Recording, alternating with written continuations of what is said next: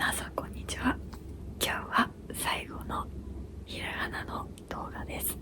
早速なんですがクイズがあります。はい、今日の言葉はすごく簡単で皆さんがすぐにわかると思いますよ。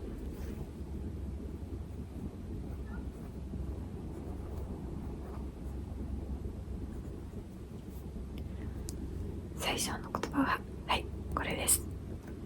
わかりますかね。このナルトっていうキャラクターが使う技です。螺旋丸ですね。次はこれも人ではなく技です。術です。これはサスケが使う術ですね。何だと思いますか？覚えてますか？この文字。千鳥でした。最後は桜が使う術です。術っていうより術を使いながら叫ぶ言葉です。これは何だと思いますか？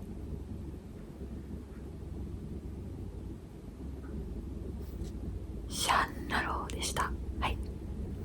今回のクイズはこれで以上でございます。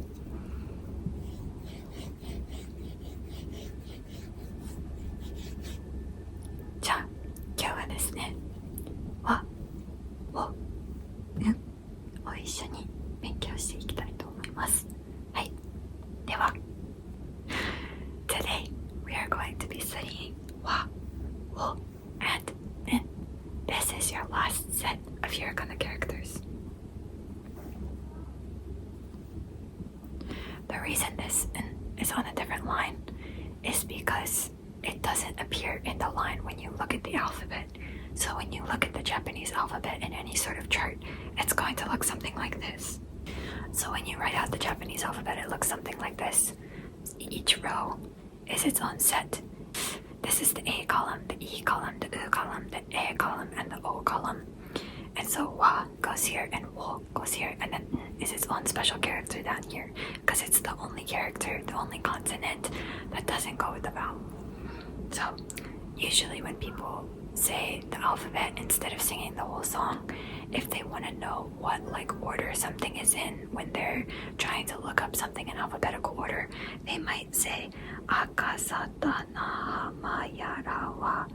So down here you have this wa on one line and this on another. That's why it's spaced down here when I wrote it up here. So first is this character wa. It has the same stick and wraparound thing that a lot of other characters so far have had. So the way you write it is 1, 2, just 2 strokes. Again, that's 1, 2. Hopefully that makes sense. It kind of looks, the other characters with this wraparound stick are ne and ne. So you can see how this one has a loop. This is ne, and this one goes out. That's ne, but this one goes in. So that's wa. So just make sure you memorize the difference between all of these. Next we have wo. I'm sure you've seen this a lot in the stories because this is an object marker particle. So the way you write it is 1, 2, 3. So once again, the way you write it is 1, 2, 3. And the way I like to think of this one is it's like a little guy stepping into a pond and he's going, whoa. That's not actually, it doesn't have anything to do with the writing or anything, but that's what I just think it looks like. So maybe it'll help you remember. He's about to fall into this pond and he's going, whoa. Anyway, this last one you've seen many, many, many times. I keep bringing it up and then saying, oh, you'll learn it later. It's the last character that you get to learn. So it's really simple. It's just like the letter N kind of, except it's got a longer stem and it comes up. So it's kind of maybe more like an H with a curve, like a fancy H. And this noise, this can be used as another sound effect noise. So like, どうかな is like how you think. So this, わかんないね どうだろう Now, to move on to some words that we can make with these letters that you're gonna need later for the last part of your story. This is the conclusion. We're almost done. The first word is is like even more surprised or like being taken aback, kind of. Notice how I pushed myself backwards when I said that. It's like this is like whoa, or like kind of. It gives more of a feeling of like shock along with slight fear. So like maybe if I saw a bug, I'd be like or like if your friend does something surprising or like gross, maybe you would be like kimo. This one sounds a little bit more like disgust, but this is used in like battle scenes when someone like gets knocked backwards or something like that. I don't know.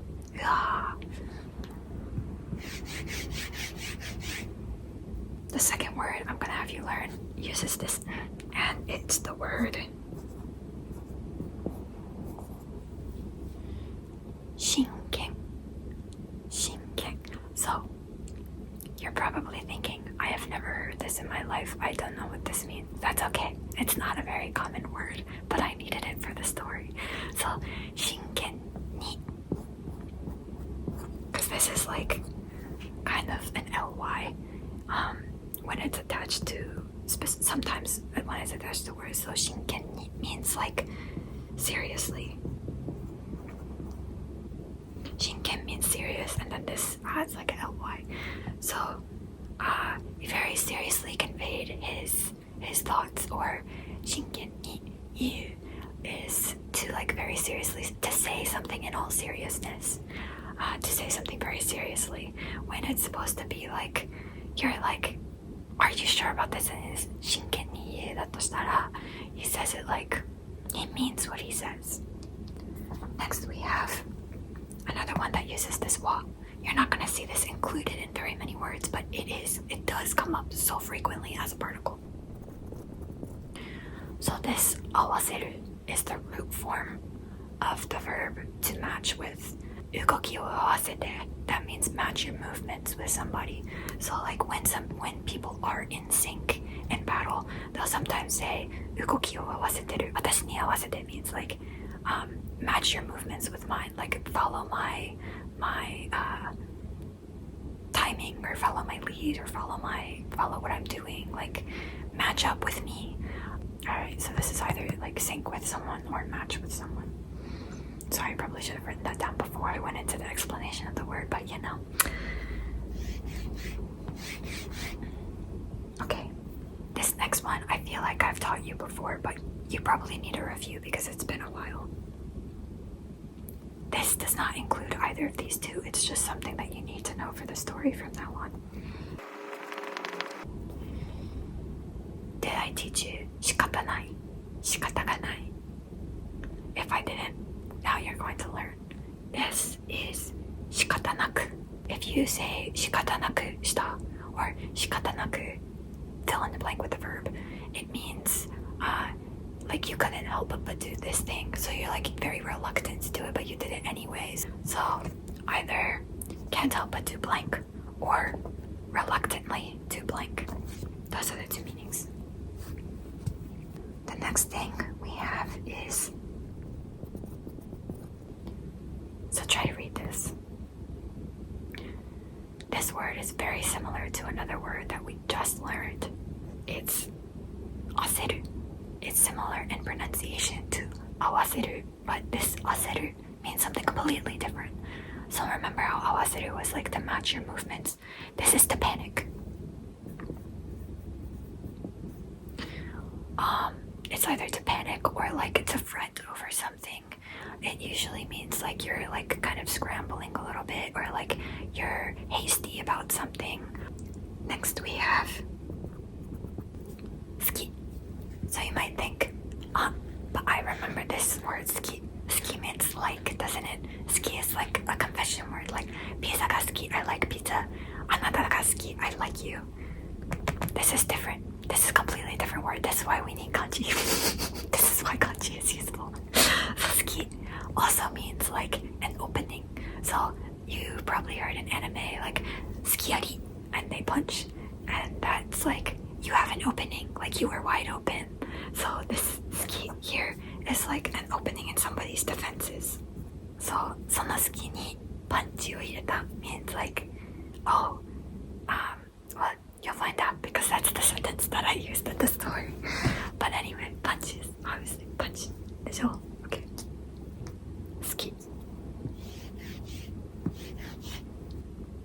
始める. I might have taught you this word before too, but it means to start or begin something. So as you say, 何々が始める. So something starts or begins. この本を読み始める. 始めた. この本を読み始めた. So I started reading this book. Maybe I'm like halfway through it or something, right? 始める. To start. The last and most important word is.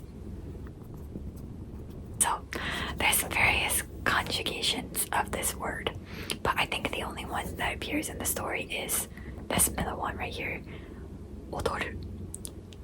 Some of you might be thinking, huh, doesn't that mean dance? What does that have to do with the story? You shall see. In dictionary form, to dance is 踊る.